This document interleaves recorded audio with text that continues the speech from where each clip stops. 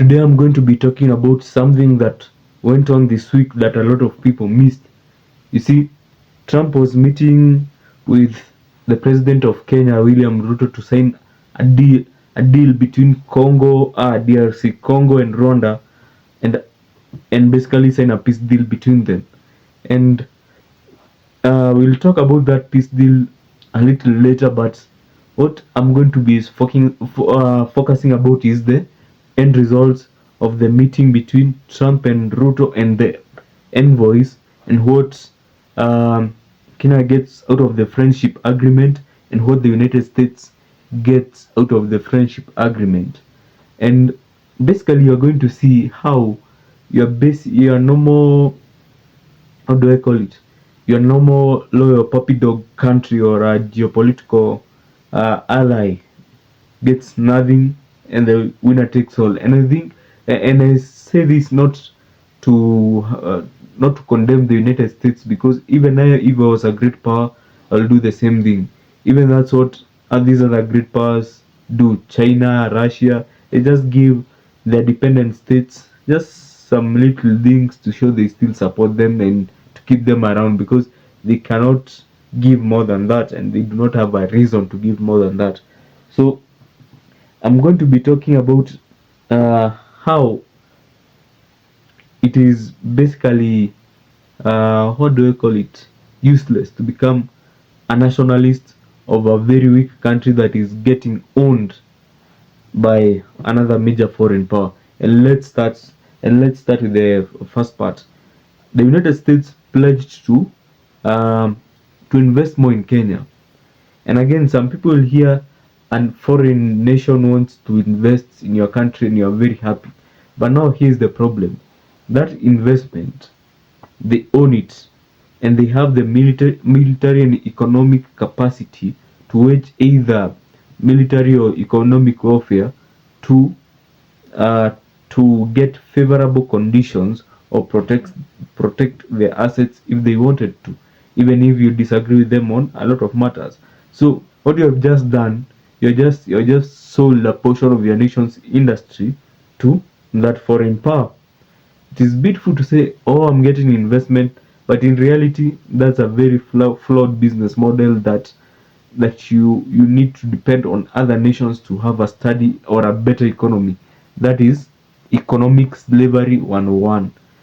And of course, investment is not bad as long as you are getting them from weaker countries which you can later steal the funds from, or what do I say, twist their geopolitical environment. For example, the United States receives a lot of investment from Saudi Arabia. Saudi Arabia is not as powerful militarily or economically as the United States. So the United States can take these assets anytime they want, or bully Saudi Arabia the way they want.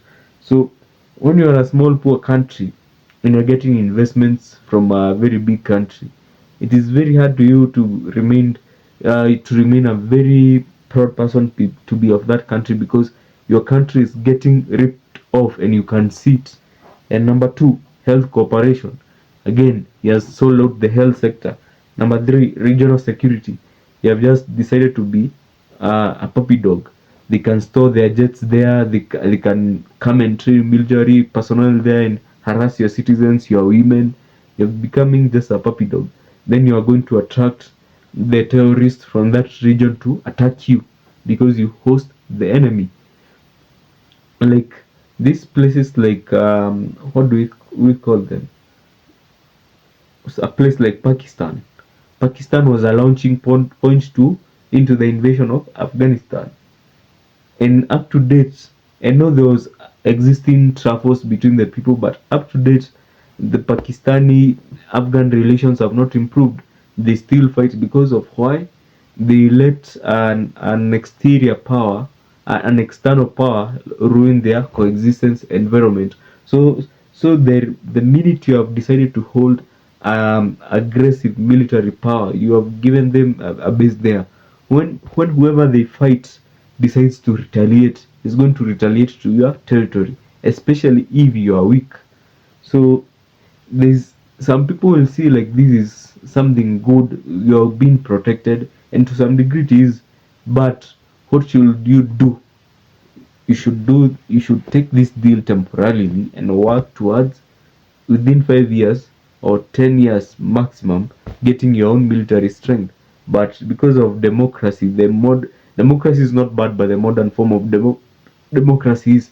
But because of this form of democracy, the leaders think short term, 4 years, 5 years, because they want to be re-elected.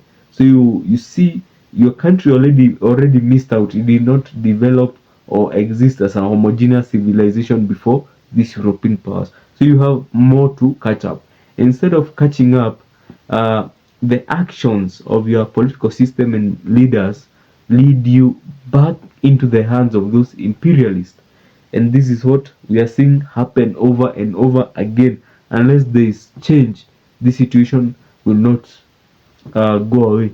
There needs to be change of good leaders, and the current political and economic system changed, because without that you are stuck in the same trap over and over again and again. Just so you feel emasculated, you are the one who is going to their country. They're not coming to your country to make that deal. You see, a person who goes to the other person's country, especially if that person's country is very powerful, you just feel, I'm weaker, I'm a loser, I cannot be you. And sadly, this is what is happening. Now, this was a very short video. I'll see you in the next video.